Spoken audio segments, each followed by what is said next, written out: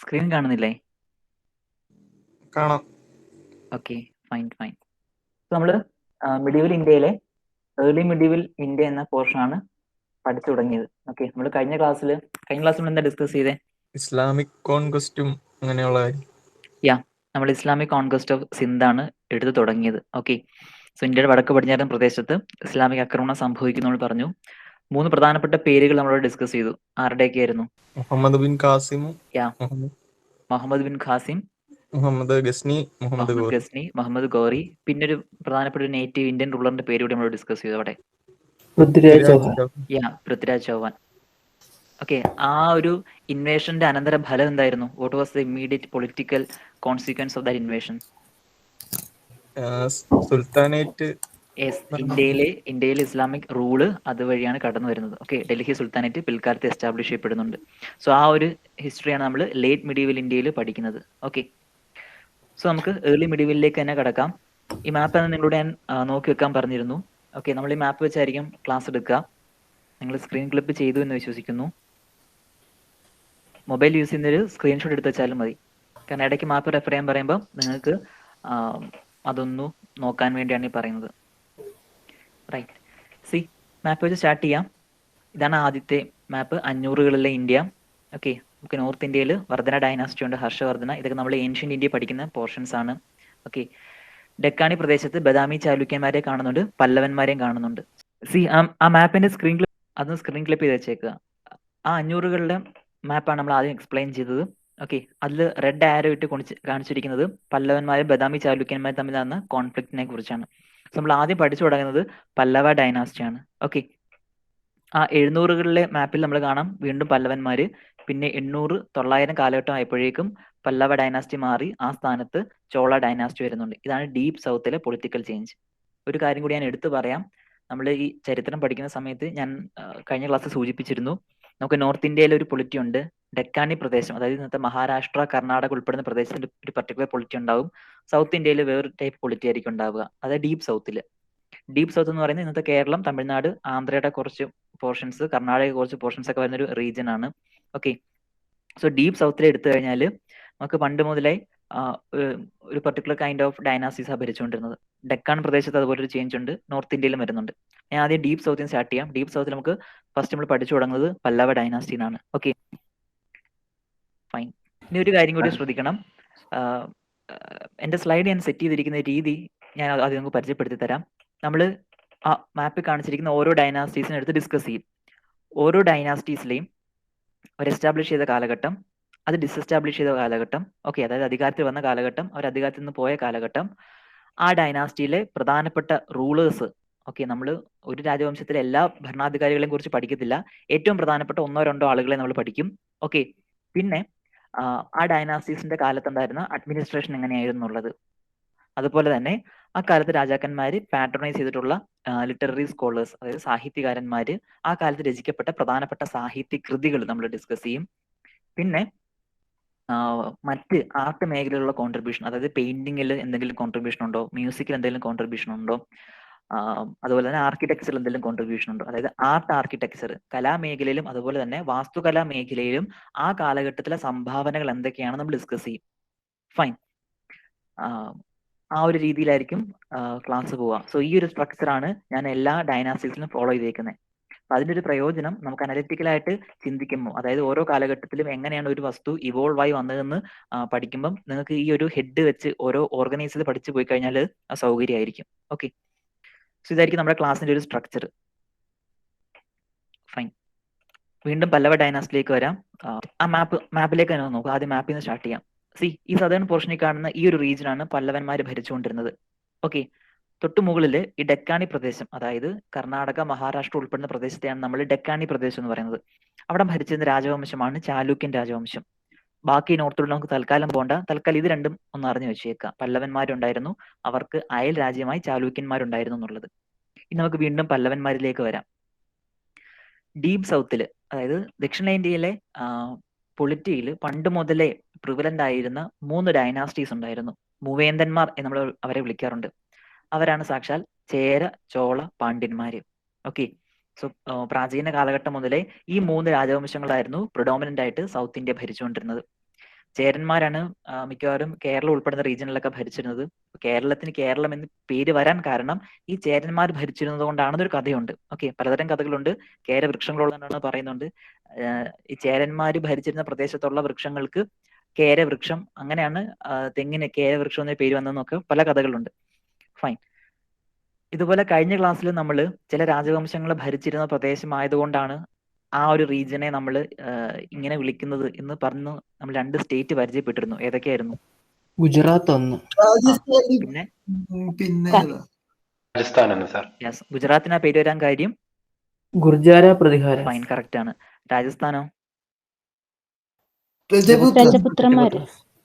Fine. നമ്മൾ ഈ ഗുർജര പ്രതിഹാരന്മാർക്ക് എപ്പോഴാ പഠിച്ചേ? എന്ത് പറഞ്ഞപ്പോഴാണ് അവരെ കുറിച്ചൊക്കെ സൂചിപ്പിച്ചിരുന്നത്?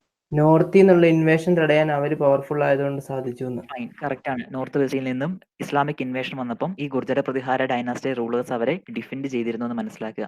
പിന്നെ ഇവര് ക്ഷയിച്ച സമയത്താണ് ആര് വരുന്നത്? ആരാ പാട്ടും പാടി വന്ന് ഇവിടുത്തെ ക്ഷേത്രങ്ങളൊക്കെ കൊള്ളയടിച്ചുകൊണ്ട് പോയെ? ഗസ്നിയാണോ? ഫൈൻ. ഓക്കെ, 1000 കാലഘട്ടത്തിൽ നമ്മൾ ഗസ്നിയുടെ ആക്രമണം പറയുന്നുണ്ട്. അപ്പൊ ഗസ്നിക്ക് അന്ന് വരാൻ കാരണം ഇവിടെ ഉണ്ടായിരുന്ന രാജാക്കന്മാരെ ക്ഷയിച്ചിരുന്നത് കൊണ്ടും പരസ്പരം തല്ലുകൂടിയിരുന്നത് കൊണ്ടുമാണ്. ഓക്കെ, ആ പരസ്പരം ഉണ്ടായ പ്രധാനപ്പെട്ട തല്ലുകൂടൽ നമ്മൾ പേരും കൊടുത്തിരുന്നു. എന്തായിരുന്നു അത്? ഈ ട്രൈപാർട്ടൈ സ്ട്രഗിൾ എന്നറിയപ്പെടുന്നു. ശരിയാണ്, കറക്റ്റ് ആണ്. ഓക്കെ, വിശദമായിട്ട് നമ്മൾ ഈ ക്ലാസ്സിൽ പറയാം. ഞാൻ കഴിഞ്ഞ ക്ലാസ്സിൽ നിന്ന് സൂചിപ്പിച്ചു പോയിരുന്നു. തിരിച്ചു വരാം നമുക്ക്. സോ 500 കാലഘട്ടത്തിൽ ഇന്ത്യയിലേക്കാണ് നമ്മൾ നോക്കിക്കൊണ്ടിരിക്കുന്നത്. സൗത്തിലെ പല്ലവന്മാരെ കുറിച്ച് പറഞ്ഞുകൊണ്ടിരിക്കുക. ഓക്കെ, ചേര, ചോള, പാണ്ഡ്യന്മാരുണ്ട്. സോ ഈ ചേരന്മാരും ചോളന്മാരും പാണ്ഡ്യന്മാരും ഒരേ കാലഘട്ടത്തിൽ തന്നെ 3 വ്യത്യസ്ത പ്രദേശങ്ങൾ കേന്ദ്രമാക്കിക്കൊണ്ട് ഭരിച്ചിരുന്നവരാ. ഇവർ പരസ്പരം അങ്ങോട്ടും ഇങ്ങോട്ടും ടെറിട്ടറിക്ക് വേണ്ടി തർക്കങ്ങളൊക്കെ ഉണ്ടായിരുന്നു. ബട്ട് സ്റ്റിൽ ഇവർ 3 പേരും ഡീപ് സൗത്തിന്റെ പൊളിറ്റിയിൽ ഒരു പ്രധാനപ്പെട്ട റോള് പ്ലേ ചെയ്തിരുന്നു മനസ്സിലാക്കി വെച്ചിരിക്കുക. സോ ഇവർക്ക് നോർത്തിലായിട്ട് ഈ കാണുന്ന കാഞ്ചീപുരം ആസ്ഥാനമാക്കിക്കൊണ്ട് ഭരിച്ചിരുന്ന ഡൈനാസ്റ്റിയാണ് പല്ലവ ഡൈനാസ്റ്റി. ഓക്കെ, ഒരു കാര്യം കൂടി ശ്രദ്ധിക്കണം. ഈ ചേര, ചോള, പാണ്ഡ്യ, പല്ലവന്മാർ ഒരേ കാലഘട്ടത്തിലുണ്ട്. പക്ഷെ നമുക്ക് ചരിത്രത്തിൽ മനസ്സിലാകുന്നത് ചില പീരീഡിൽ ഒരു പർട്ടിക്കുലർ ഡൈനാസ്റ്റി ആയിരിക്കും ഡോമിനന്റ് ആയിട്ട് നിൽക്കുന്നത്. ഫോർ എക്സാമ്പിൾ, ആദ്യ കാലഘട്ടങ്ങളിൽ, അതായത് 500, 600, 700 കാലഘട്ടങ്ങളിലൊക്കെ പല്ലവന്മാരായിരുന്നു സ്ട്രോങ് ആയിട്ടുണ്ടായിരുന്നത്. ആ കാലത്താണ് പല്ലവന്മാരുടെ പ്രദേശമായ കാഞ്ചീപുരത്ത് ക്ഷേത്രങ്ങളൊക്കെ നമ്മൾ കാണുന്നത്. കാരണം ഒരു ഡൈനാസ്റ്റി പവർഫുൾ ആയി വെൽത്തി ആയാൽ മാത്രമേ അവർക്ക് ക്ഷേത്രം നിർമ്മിക്കാനുള്ള കാശ് മറ്റും ഉണ്ടാവത്തുള്ളൂ. സോ പല്ലവന്മാരായിരുന്നു അന്ന് പീക്കിലുണ്ടായിരുന്നത്. പിന്നെ പല്ലവന്മാര് ക്ഷയിച്ചപ്പോൾ പീക്കിൽ വരുന്നത് ചോളന്മാരാണ്. ഓക്കെ, പിന്നെ ചോളന്മാര് ക്ഷയിച്ചപ്പം പാണ്ഡ്യന്മാര് അവരുടെ പീക്ക് പോയിന്റിലേക്ക് വരുന്നുണ്ട്. അങ്ങനെ മനസ്സിലാക്കുക. ഒരു കാര്യം കൂടി ശ്രദ്ധിക്കണം, ഇവരെല്ലാവരും കണ്ടംപററി ആണ്, ഒരേ കാലത്ത് ഉണ്ടായിരുന്നവരാണ്. പക്ഷെ ഓരോ പീരീഡിലും ഒരു പെർട്ടിക്കുലർ ഡൈനാസ്റ്റി ആയിരിക്കും സ്ട്രോങ് ആയിട്ടുണ്ടായിരിക്കുന്നത്. സോ നമ്മൾ സൗത്ത് ഇന്ത്യയിലെ ഹിസ്റ്ററി പറയുമ്പം ഒരു സംഘകാലഘട്ടം മുതലുള്ള ചരിത്രമാണ് നമുക്ക് അവൈലബിൾ ആയിട്ടുള്ളത്. അന്നാണ് അവിടുത്തെ ഒരു അർബനൈസേഷൻ ഒക്കെ സംഭവിക്കുക. സോ ഈ സംഘകാലഘട്ടത്തിന് ശേഷം ഒരു കളഭ്ര കലാപം സൗത്തിൽ സംഭവിക്കുന്നുണ്ട്. കളഭ്ര കലാപം എന്ന് വെച്ചാൽ ബുദ്ധിസ്റ്റ് ആയിട്ടുള്ള കുറച്ച് ആളുകൾ ഈ ബ്രാഹ്മിൺസിനെ പുറത്താക്കി അധികാരം പിടിച്ചെടുത്താണെന്നൊക്കെ വ്യത്യസ്ത വേർഷൻ ഉണ്ട്. ജസ്റ്റ് മനസ്സിലാക്കുക, സൗത്ത് ഇന്ത്യയിൽ കളഭ്ര റിവോൾട്ട് സംഭവിക്കുകയും ഈ മൂവേന്തന്മാരെ അടിച്ചമർത്തുകയും ഒക്കെ ചെയ്യുന്നുണ്ട്. ദക്ഷിണേന്ത്യയിൽ ഒരു ഇരുണ്ട കാലഘട്ടം എന്നൊക്കെയാണ് നമ്മൾ ആ ഒരു പീരീഡിനെ അറിയപ്പെടുന്നത് തന്നെ. സോ ഈ കളഭ്ര കലാപമൊക്കെ അടിച്ചമർത്തിക്കൊണ്ട് സൗത്തിൽ വീണ്ടും ഈ ബ്രാഹ്മിൺസ് ഒക്കെ എമർജ് ചെയ്ത് വരുന്നത് പല്ലവന്മാരുടെ കാലത്താണ്. ഓക്കെ, അങ്ങനെ കളഭ്ര കലാപത്തെ അടിച്ചമർത്തിക്കൊണ്ട് പല്ലവന്മാരെ റിവൈവ് ചെയ്തെടുത്ത റൂളറാണ് സിംഹവിഷ്ണു. അത് മുതലാണ് നമുക്ക് അറിയേണ്ടത്. സോ സിംഹവിഷ്ണു എന്ന റൂളറാണ് പല്ലവന്മാരെ വീണ്ടെടുത്തതെന്ന് മനസ്സിലാക്കി വെച്ചിരിക്കുക. പല്ലവ ഡൈനാസ്റ്റിയുടെ പ്രധാനപ്പെട്ട റൂളറുമാണ് സിംഹവിഷ്ണു. ഓക്കെ, ഇനി ഇത് ഡിസെസ്റ്റാബ്ലിഷ് ചെയ്യപ്പെടുന്നത് 800 കാലഘട്ടത്തിലാണ്. ഈ വർഷമൊന്നും ഇതുപോലെ പഠിച്ചു വെക്കണ്ട. ഞാൻ ഈ വർഷം ഈ സ്ലൈഡിൽ കൊടുത്തിരിക്കുന്നത് നിങ്ങൾക്ക് ആ ക്രോണോളജി ഒന്ന് മനസ്സിലാക്കാൻ വേണ്ടിയാണ്, ഏത് കാലഘട്ടമാണെന്നും അതുപോലെ തന്നെ മറ്റ് ഡൈനാസ്റ്റീസിനെ പഠിക്കുമ്പോൾ താരതമ്യം ചെയ്യാൻ വേണ്ടി, ഏതൊക്കെ റൂളേഴ്സ് ആയിരുന്നു കണ്ടംപററി ആയിരുന്നതൊക്കെ ഒന്ന് അറിയാൻ വേണ്ടിയാണ് ഈ കൊടുത്തേക്കുന്നത്. അല്ലാതെ ആ വർഷം ഒന്നും പഠിക്കേണ്ട ആവശ്യമേ ഇല്ല. ഓക്കെ, മുഹമ്മദ് ബിൻ ഖാസിം സിന്ധ് ആക്രമിച്ച ഏത് വർഷമാണ്? 712. Okay, 712 AD. അത് പ്രധാനപ്പെട്ടതാണ്. അത്തരം മൈൽ സ്റ്റോൺ ആയിട്ടുള്ള ഇയേഴ്സ് മാത്രം പഠിച്ചു വെച്ചേക്കാം. ഫൈൻ, തിരിച്ചു വരാം നമുക്ക്. സോ ഇത് ഡിസ്എസ്റ്റാബ്ലിഷ് ചെയ്യപ്പെടുന്ന 800 കാലഘട്ടത്തിലാണ്. അപരാജിതവർമ്മൻ എന്ന ഭരണാധികാരി ഭരിച്ചുകൊണ്ടിരുന്ന സമയത്താണ് പല്ലവന്മാരെ ക്ഷയിക്കുന്നതും അവർ ദുർബലരാവുകയും ആ സ്ഥാനത്ത് പിന്നെ ചോളന്മാരുടെ ഭരണം സൗത്തിൽ നമ്മൾ കാണുന്നതും. ഓക്കെ, അത്ര മനസ്സിലാക്കി വെച്ചിരിക്കുക. സോ പല്ലവ പവറിനെ റിവൈവ് ചെയ്തെടുത്ത് സിംഹവിഷ്ണു ആണെന്ന് മനസ്സിലാക്കുക. ലാസ്റ്റ് റൂളർ അപരാജിതവർമ്മനാണെന്ന് മനസ്സിലാക്കുക. ഇവരുടെ തലസ്ഥാനം കാഞ്ചീപുരമാണ്. തമിഴ്നാടിന്റെ നോർത്തേൺ പോർഷനിൽ വരും. ഓക്കെ, കോസ്റ്റൽ ഏരിയ ആണ് കാഞ്ചീപുരം. ഫൈൻ. സോ പല്ലവന്മാർക്ക് ശേഷം പിന്നെ അവിടെ പവർ ആ ഏരിയ ഇമ്പീരിയൽ ചോളന്മാർ അണ്ടറിലായി മാറുകയാണ് ഉണ്ടാവുന്നത്. ഓക്കെ, ഇനി പല്ലവ ഡൈനാസ്റ്റിയിലെ പ്രധാനപ്പെട്ട റൂളേഴ്സിനെയാണ് നമ്മൾ ഇനി ഡിസ്കസ് ചെയ്യാൻ വേണ്ടി പോകുന്നത്. സോ ആദ്യം നമ്മൾ സിംഹവിഷ്ണുവിനെ കുറിച്ച് പറഞ്ഞു കഴിഞ്ഞു. അദ്ദേഹമാണ് പല്ലവ പവർ റിവൈവ് ചെയ്തെടുത്തത് എന്നുള്ളത്. ഈ സിംഹവിഷ്ണുവിന് മറ്റൊരു പേര് കൂടി ഉണ്ടായിരുന്നു, ആവണി സിംഹ എന്ന് പറഞ്ഞിട്ട്. ഇത് പക്ക പ്രിലിംസിന്റെ പെർസ്പെക്റ്റീവ് മാത്രം അറിഞ്ഞു വെച്ചേക്കുക. നമ്മൾ എന്തായാലും മെയിൻസിന് ഈ പോയിന്റ് ഒന്നും എടുത്ത് എഴുതാൻ പോകുന്നൊന്നുമില്ല. സോ പ്രിലിംസിന് ചിലപ്പോൾ ചോദിക്കാൻ ചാൻസ് ഉണ്ട്, ഹിസ്റ്ററിയിൽ ആവണി സിംഹ എന്ന പേരിൽ അറിയപ്പെട്ടിരുന്ന ഭരണാധികാരി ആരാണെന്നുള്ളത്. അവിടെ നമുക്ക് ഉപയോഗിക്കാൻ പറ്റുന്ന ഒരു പോയിന്റാണ് സിംഹവിഷ്ണു ആണെന്നുള്ളത്. ഓക്കെ, ഇനി അടുത്ത പ്രധാനപ്പെട്ട റൂളറാണ് മഹേന്ദ്രവർമ്മൻ ഒന്നാമൻ. ഈ സിംഹവിഷ്ണുവിന്റെ മകനായിരുന്നു മഹേന്ദ്രവർമ്മൻ ഒന്നാമൻ. നമുക്കറിയാം പണ്ട് രാജഭരണ കാലത്ത് രാജാവിന്റെ മരണശേഷം മിക്കവാറും മക്കൾ ഭരണമാണ്, മക്കളായിരിക്കും അധികാരത്തിൽ വരിക. അങ്ങനെ മഹേന്ദ്രവർമ്മൻ ഒന്നാമൻ അധികാരത്തിൽ വരുന്നുണ്ട്. ഇനി ഈ മാപ്പിലേക്ക് നോക്കി, ഈ പല്ലവന്മാരുടെ അയൽ രാജ്യമാണ് ചാലൂക്യ ദേശം. ഓക്കെ, ഈ ചാലൂക്യ ദേശത്തെ ഭരണാധികാരിയായിരുന്നു പുളകേശി രണ്ടാമൻ. ആ പേര് വളരെ വളരെ പ്രധാനപ്പെട്ടതാണ്. ഓക്കെ, പുളകേശി രണ്ടാമൻ വളരെ സ്ട്രോങ് ആയിട്ടുള്ള റൂളർ ആയിരുന്നു ഈ പുളകേശി രണ്ടാമൻ. ഈ പുളകേശി രണ്ടാമൻ തന്റെ എംപയർ എക്സ്പാൻഡ് ചെയ്യുന്നതിന്റെ ഭാഗമായിക്കൊണ്ട് ചുറ്റുമുള്ള പ്രദേശങ്ങളൊക്കെ ആക്രമിച്ച് കീഴടക്കുന്നുണ്ട്. അതിന്റെ ഭാഗമായി ഈ പുളകേശി പല്ലവ സാമ്രാജ്യവും കീഴടക്കാൻ വേണ്ടി വരുന്നുണ്ട്. അങ്ങനെ അദ്ദേഹം ആക്രമിക്കാൻ വന്നപ്പോൾ അന്ന് പല്ലവ എംപയർ ഭരിച്ചിരുന്ന രാജാവായിരുന്നു ഈ മഹേന്ദ്രവർമ്മൻ ഒന്നാമൻ. അങ്ങനെ മഹേന്ദ്രവർമ്മൻ ഒന്നാമനും ഈ പുളകേശിയും തമ്മിൽ തർക്കം നടക്കുന്നുണ്ട്. ആ യുദ്ധത്തിന്റെ ഒടുവിൽ ഈ പുളകേശി രണ്ടാമൻ മഹേന്ദ്രവർമ്മൻ ഒന്നാമനെ തോൽപ്പിക്കുകയും പല്ലവ എംപയറിന്റെ നോർത്തേൺ പോർഷൻ കുറച്ച് അനക്സ് ചെയ്യുകയും ചെയ്യുന്നുണ്ട്. ഓക്കെ, സോ അത് മനസ്സിലാക്കി വെച്ചിരിക്കുക. ആ യുദ്ധത്തിൽ പുളകേശി രണ്ടാമൻ വിജയിക്കുകയും മഹേന്ദ്രവർമ്മൻ ഒന്നാമൻ പരാജയപ്പെടുകയും ചെയ്യുന്നുണ്ട്. ഫൈൻ. ഇനി മറ്റൊരു പോയിന്റ്, ഇതും ഒരു പ്രിലിംസിന്റെ പെർസ്പെക്റ്റീവ് പറഞ്ഞു വെച്ചാൽ മതി. ഈ മഹേന്ദ്രവർമ്മൻ ഒന്നാമൻ ഇടക്കാലത്ത് ജൈന മതത്തിലേക്ക് കൺവേർട്ട് ചെയ്ത് പോകുന്നുണ്ട്. ഈ ഏൻഷ്യൻ മെഡീവൽ പീരീഡിൽ നമ്മൾ ഇക്കാലത്താണ് ഈ ബുദ്ധിസവും ജൈനിസവും ഒക്കെ ഇന്ത്യയിൽ കുറഞ്ഞു വന്നത്. അക്കാലത്ത് ഈ മതത്തെ, അതായത് ബുദ്ധമതത്തെയും ജൈനമതത്തെയൊക്കെ പ്രോത്സാഹിപ്പിച്ചിരുന്ന ഒരുപാട് ഭരണാധികാരികൾ ഉണ്ടായിരുന്നു ഇന്ത്യയിൽ. ഫൈൻ. പല റൂളേഴ്സും ഈ ജൈന മതവിശ്വാസികളുമായിരുന്നു. അപ്പൊ അത്തരത്തിൽ മഹേന്ദ്രവർമ്മൻ ജൈനമതം സ്വീകരിക്കുന്നുണ്ട്. അപ്പൊ ഈ ജൈനമതം സ്വീകരിച്ച മഹേന്ദ്രവർമ്മനെ തിരിച്ച് ഹൈന്ദവ മതത്തിലേക്ക്, അതായത് ശൈവസത്തിലേക്ക് കൊണ്ടുവരാൻ വേണ്ടി ഒരു ശൈവ സന്യാസിയായ തിരുനവക്കുരസർ അഥവാ അപ്പർ ശ്രമിക്കുന്നതായിട്ട് പറയുന്നുണ്ട്. അത് ജസ്റ്റ് ഒന്ന് മനസ്സിലാക്കി വെച്ചിരിക്കാം. അതും ഒരു ഫാക്റ്റ് ആണ്, റാൻഡം ഫാക്റ്റ് ആയിട്ട് മനസ്സിലാക്കി വെച്ചിരുന്നാൽ മതി. ഓക്കെ, ഇനി പഠിക്കേണ്ട അടുത്ത റൂളറാണ് നരസിംഹവർമ്മൻ ഒന്നാമൻ. നമ്മൾ മുൻപ് പരിചയപ്പെട്ട മഹേന്ദ്രവർമ്മൻ ഒന്നാമന്റെ മകനാണ് നരസിംഹവർമ്മൻ ഒന്നാമൻ. ഓക്കെ, ഈ നരസിംഹവർമ്മൻ ഒന്നാമനെ കുറിച്ച് പറയുമ്പോൾ ഇദ്ദേഹം വളരെയധികം ആരോഗ്യ ദൃഢഗാത്രനായ ഒരു ഭരണാധികാരിയായിരുന്നു. അതുകൊണ്ട് തന്നെ ഇദ്ദേഹത്തിന് മാമല്ലൻ എന്നൊരു പേരുകൂടിയുണ്ട്. ഇദ്ദേഹം റെസ്ലർ കൂടിയായിരുന്നു. ആയോധന കലകളും മറ്റും പ്രാവീണ്യം ലഭിച്ച റൂളറായിരുന്നു ഈ നരസിംഹവർമ്മൻ ഒന്നാമൻ എന്നുള്ളത്. അങ്ങനെ അദ്ദേഹത്തിന് മാമല്ലൻ എന്ന വിശേഷണം കൂടി ഉണ്ടായിരുന്നു. ഇദ്ദേഹം അധികാരത്തിൽ വന്നതിന് ശേഷം ചെയ്യുന്ന ആദ്യത്തെ പരിപാടി തന്റെ അച്ഛൻ, അതായത് മഹേന്ദ്രവർമ്മനെ തോൽപ്പിച്ച പുളകേശി രണ്ടാമനോട് പ്രതികാരം ചെയ്യുക എന്നുള്ളതായിരുന്നു. അങ്ങനെ ഈ മാമല്ലൻ നേരെ പോയി പുളകേശി യുദ്ധത്തിന് വിളിക്കുന്നുണ്ട്. ഓക്കെ, എന്റെ അച്ഛനെ തോൽപ്പിച്ച പ്രതികാരം ഞാൻ ചെയ്യാവുന്ന രീതിയിൽ. അങ്ങനെ ഇവർ തമ്മിൽ വീണ്ടും ഏറ്റുമുട്ടുകയാണ്. ഓക്കെ, അങ്ങനെ ഈ പല്ലവന്മാരുടെ ആസ്ഥാനമായ കാഞ്ചീപുരത്തിനടുത്തുള്ള മണിമംഗലം എന്ന സ്ഥലത്ത് വെച്ചിട്ട് ഈ മാമല്ലനും അതുപോലെ തന്നെ പുളകേശി രണ്ടാമനും കൂടി ഏറ്റുമുട്ടുകയും ആ യുദ്ധത്തിൽ പുളകേശിയെ മാമല്ലൻ തോൽപ്പിക്കുകയും ചെയ്യുന്നുണ്ട്. യുദ്ധത്തെ തോൽപ്പിച്ചു കൊന്നു എന്ന വ്യത്യസ്ത കഥകളുണ്ട്. എനിവേ ആ യുദ്ധത്തിൽ പുളകേശി രണ്ടാമൻ പരാജയപ്പെടുന്നുണ്ട്. ഓക്കെ, ഇത് വളരെ പ്രധാനപ്പെട്ട ഒരു ഇവന്റാണ്. കാരണം പുളകേശി രണ്ടാമൻ വളരെ സ്ട്രോങ് റൂളറാണ്. ആ സ്ട്രോങ് റൂളറിനെയാണ് ഈ നരസിംഹവർമ്മൻ തോൽപ്പിക്കുന്നത്. ഓക്കെ, അക്കാലത്ത് ഒരു ചടങ്ങുണ്ട്, ഒരു രീതിയുണ്ട്. ഒരു രാജാവ് മറ്റൊരു രാജാവിനെ തോൽപ്പിച്ചു കഴിഞ്ഞാൽ ചെയ്യുന്നത് നേരെ തോറ്റ രാജാവിന്റെ തലസ്ഥാന നഗരിയിലേക്ക് പോവുകയും അവിടെയുള്ള ക്ഷേത്രങ്ങളും മറ്റും കൊള്ളയടിക്കുകയും കണ്ണി കണ്ട കെട്ടിടങ്ങളും മറ്റും തകർക്കുകയും ഒക്കെ ചെയ്യുന്ന ഒരു രീതി ഉണ്ടായിരുന്നു. ഇതിൻ പ്രകാരം ഈ പുളകേശി രണ്ടാമനെ തോൽപ്പിച്ചതിന് ശേഷം നരസിംഹവർമ്മൻ ഒന്നാമൻ നേരെ ഈ ചാലൂക്യന്മാരുടെ ആസ്ഥാനമായ വാതാപി അഥവാ ബദാമിയിലേക്ക് പോകുന്നുണ്ട്. ഒന്നുകൂടെ ശ്രദ്ധിച്ചോണം, ചാലൂക്യന്മാരുടെ തലസ്ഥാനമാണ് വാദാമി അഥവാ ബദാമി എന്നുള്ളത്. അതുകൊണ്ടാണ് നമ്മൾ ഈ ചാലൂക്യന്മാരെ ബദാമി ചാലൂക്യന്മാർ എന്ന് വിളിക്കുന്നത്. സോ അവരെ ബദാമി ചാലൂക്യന്മാർ അഥവാ വാതാപി ചാലൂക്യന്മാർ എന്ന് പറയാറുണ്ട്. കാരണം അവരുടെ ആസ്ഥാനം കർണാടകയിലെ വാതാപി ആയിരുന്നു. ഈ മാപ്പിൽ കാണാൻ പറ്റും നിങ്ങൾക്ക്. അങ്ങനെ ഈ വാതാപി പോയി പിടിച്ചെടുത്തത് കൊണ്ട് ഈ മാമല്ലന് മറ്റൊരു വിശേഷണം കൂടി ലഭിക്കുകയാണ്. അതാണ് സാക്ഷാൽ വാതാപി കൊണ്ട എന്നുള്ളത്. അക്കാലത്തെ രാജാക്കന്മാരുടെ രീതിയാണ് ഒരു പ്രദേശം കീഴടക്കിയിട്ട് ആ പ്രദേശം കൈയടക്കിയവൻ എന്ന അർത്ഥത്തിൽ പേര് കൊണ്ടുവരിക എന്നുള്ളത്. അങ്ങനെ വാതാപി കൊണ്ട എന്നൊരു വിശേഷണം, ഒരു സ്ഥാനപ്പേര് ഇദ്ദേഹം സ്വീകരിക്കുന്നുണ്ട്. ഫൈൻ. സോ ഈ ബദാമിയിലെ ക്ഷേത്രങ്ങളിൽ നിന്ന് മറ്റുള്ള സമ്പത്തും മറ്റും കൊണ്ടുവന്നതിന് ശേഷം മാമല്ലൻ മറ്റൊരു കാര്യം കൂടി ചെയ്യുന്നുണ്ട്. സ്വന്തം പേരിൽ ഒരു പട്ടണം സ്ഥാപിച്ചു കാഞ്ചീപുരത്തിന് അടുത്തായിട്ട്. അങ്ങനെ മാമല്ലൻ സ്ഥാപിച്ച പട്ടണമാണ് മാമല്ലപുരമായി മാറുന്നത്. ഓക്കെ, ഈ മാമല്ലപുരമാണ് നമ്മൾ പിൽക്കാലത്ത് മഹാബലിപുരം എന്നും വിളിക്കുന്നത്. ഓക്കെ, മഹാബലിപുരത്ത് പോയിട്ടുണ്ടോ ആരെങ്കിലും? സാർ ഇല്ല ഇല്ല. ഓക്കെ, സോ വളരെയധികം ഹിസ്റ്റോറിക്കൽ സിഗ്നിഫിക്കൻസ് ഉള്ള സ്ഥലമാണ് മഹാബലിപുരം. നോർത്തേൺ തമിഴ്നാടുവിന്റെ, അതായത് കാഞ്ചീപുരത്തിനൊക്കെ അടുത്തായിട്ട് വരുന്ന പ്രദേശമാണ്. ഓക്കെ, അതിന്റെ സിഗ്നിഫിക്കൻസ് എന്താണെന്നുള്ളത് ഞാൻ ഈ ക്ലാസ്സിൽ പറഞ്ഞുതരാം. ഇപ്പൊ ഇത് മനസ്സിലാക്കി വെച്ചിരിക്കുക, ആ പട്ടണം എങ്ങനെയാണ് എസ്റ്റാബ്ലിഷ് ചെയ്യപ്പെട്ടെന്നുള്ളത്.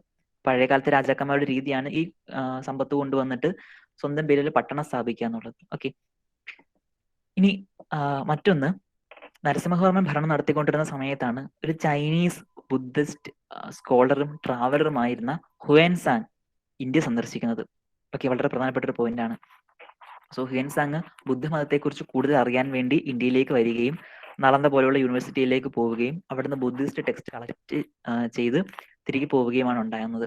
ഈ ഹുയൻസാങ്ങിന്റെ ശിഷ്ടകാലം ഈ ബുദ്ധിസ്റ്റ് ടെക്സ്റ്റുകൾ ചൈനീസ് ഭാഷയിലേക്ക് ട്രാൻസ്ലേറ്റ് ചെയ്ത് ജീവിച്ചിരുന്നെന്നാണ് പറയപ്പെടുന്നത്. ഓക്കെ, സോ എനിവേ ഹുയൻസാങ്ങിന്റെ ഇന്ത്യ സന്ദർശന വേളയിൽ പല്ലവ ഡൈനാസ്റ്റി ഭരിച്ചിരുന്നത് നരസിംഹവർമ്മൻ ഒന്നാമനാണെന്ന് മനസ്സിലാക്കി വെച്ചേക്കാം. അക്കാലത്തെ രീതിയായിരുന്നു ഈ ചൈനയിൽ നിന്നും മറ്റ് സൗത്ത് ഈസ്റ്റ് ഏഷ്യയിൽ നിന്നൊക്കെയുള്ള ധാരാളം ആളുകൾ ഈ ബുദ്ധമതത്തെക്കുറിച്ച് മനസ്സിലാക്കിയിട്ട് അത് കൂടുതൽ പഠിക്കാൻ വേണ്ടി ഇന്ത്യയിലേക്ക് വരുന്നത്. ഓക്കെ, ഇന്ന് നമുക്ക് ബുദ്ധമതം സൗത്ത് ഈസ്റ്റ് ഏഷ്യയിലും മറ്റുമൊക്കെ വ്യാപിച്ചിരിക്കുന്നത് കാണാൻ പറ്റും. ഇന്ത്യയിൽ അത്രയില്ലെങ്കിലും ഈ പ്രദേശങ്ങളിലൊക്കെ ബുദ്ധമതം വ്യാപിച്ചിട്ടുണ്ട്. അപ്പൊ ആ കാലത്ത് ഇങ്ങനെ ഇത്തരത്തിലുള്ള എക്സ്ചേഞ്ചിലൂടെയാണ് ബുദ്ധിസ്റ്റ് റിലീജിയൻ അവിടേക്ക് സ്പ്രെഡായി വരുന്നത്. ഓക്കെ, ഇനി നരസിംഹവർമ്മൻ രണ്ടാമനെ കുറിച്ച് പഠിക്കാം. നരസിംഹവർമ്മൻ രണ്ടാമന് മറ്റൊരു പേര് കൂടി ഉണ്ടായിരുന്നു, രാജസിംഹ. അദ്ദേഹത്തെ കുറിച്ച് എന്തിനാ പഠിക്കുന്നത് വെച്ച് കഴിഞ്ഞാൽ ഈ പല്ലവ ഡൈനാസ്റ്റിയിലെ 3 പ്രധാനപ്പെട്ട റൂളേഴ്സിനെയാണ് ഹിസ്റ്റോറിയൻസ് ഏറ്റവും ഇമ്പോർട്ടന്റ് റൂളേഴ്സ് ആയിട്ട് കണക്കാക്കിയിട്ടുള്ളത്. അതിൽ ആദ്യത്തെ ആളാണ് മഹേന്ദ്രവർമ്മൻ ഒന്നാമൻ, അതായത് പുലകേശി തോൽപ്പിച്ച ആള്. രണ്ടാമത്തെ ആളാണ് അദ്ദേഹത്തിന്റെ മകൻ നരസിംഹവർമ്മൻ ഒന്നാമൻ, തന്റെ അച്ഛനെ തോൽപ്പിച്ച ആളോട് പ്രതികാരം ചെയ്ത വ്യക്തി. മൂന്നാമത്തെ വ്യക്തിയാണ് നരസിംഹവർമ്മൻ രണ്ടാമൻ. ഓക്കെ, സോ നമ്മൾ പ്രധാനപ്പെട്ട റൂളേഴ്സിനെ ഡിസ്കസ് ചെയ്തു. ഈ പഠിക്കേണ്ടത് പല്ലവ ഡൈനാസ്റ്റിയുടെ കാലത്തുണ്ടായിരുന്ന അഡ്മിനിസ്ട്രേഷനും അവരുടെ ആർട്ട് ആർക്കിടെക്ചറുള്ള കോൺട്രിബ്യൂഷൻസുമാണ്. ഓക്കെ, നമ്മൾ ഈ പഠിച്ച റൂളേഴ്സിനെ ഒന്നുകൂടി ഞാൻ കൺസോളിഡേറ്റ് ചെയ്യണോ അതോ അടുത്തതിലേക്ക് പോകാമെന്നോ? ഒന്നുകൂടി ഒന്ന് ജസ്റ്റ് ഒന്ന് പറയാമോ? ഫൈൻ, അപ്പൊ ഒന്നുകൂടി നമ്മൾ പ്രധാനപ്പെട്ട റൂളേഴ്സിനെ ഞാനൊന്ന് കൺസോളിഡേറ്റ് ചെയ്ത് പറഞ്ഞു തരാം. നമ്മൾ പഠിച്ചുകൊണ്ടിരിക്കുന്നത് പല്ലവ ഡൈനാസ്റ്റിയെ കുറിച്ചാണ്. ഓക്കെ, സോ 200-800 കാലഘട്ടത്തിലായിട്ട് കാഞ്ചീപുരം ആസ്ഥാനമാക്കിക്കൊണ്ട് ഭരിച്ചിരുന്ന ഡൈനാസ്റ്റിയാണ് നമ്മൾ പല്ലവ ഡൈനാസ്റ്റി എന്ന് വിളിക്കുന്നത്. ഓക്കെ, സോ പല്ലവ ഡൈനാസ്റ്റിയിൽ